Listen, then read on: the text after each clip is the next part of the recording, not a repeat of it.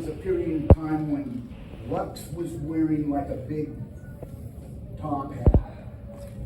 And he'd come out, the band would start playing, and the first thing he would do is he would take the top hat off, and his hair stood like this high off of his head, just this like tubular thing on the top of his head.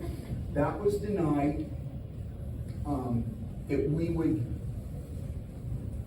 go to my friend's house, a guy named Fast Fred. Fast Freddy had started one of the first fanzines in LA, which was called Backdoor Man.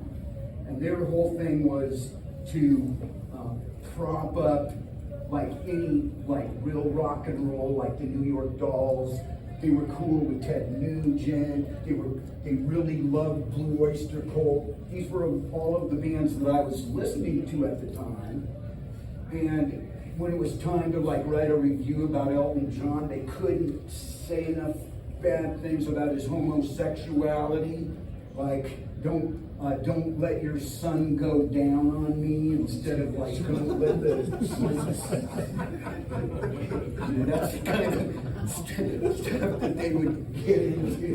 You know, they had a lot of humor, and I really appreciate that. But the Cramps get through playing. My friend Fast Freddy, who was one of the writers, he would later write for Slash magazine, lived across the street. There's a giant music production, when I say music production space, it's a studio where all of the big rock stars go to, you know, Fleetwood Mac and all sorts of people.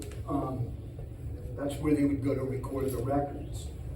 He lived right across the street above the liquor store, so that was very convenient because we could get our beer and then go upstairs. We sat in the middle of the floor. The way that the apartment space was structured, there was an area where you could run around the wall that separates the dining room from the living room from the kitchen. And my girlfriend at the time was hanging out with us, and Jeffrey Lee Pierce. So the four of us were in the middle of the floor, drinking our beers, and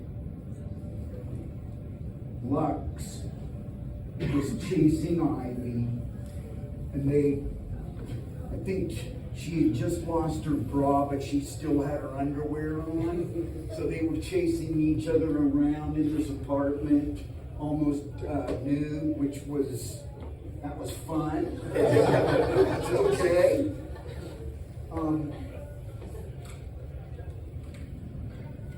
That's my favorite Misfits album.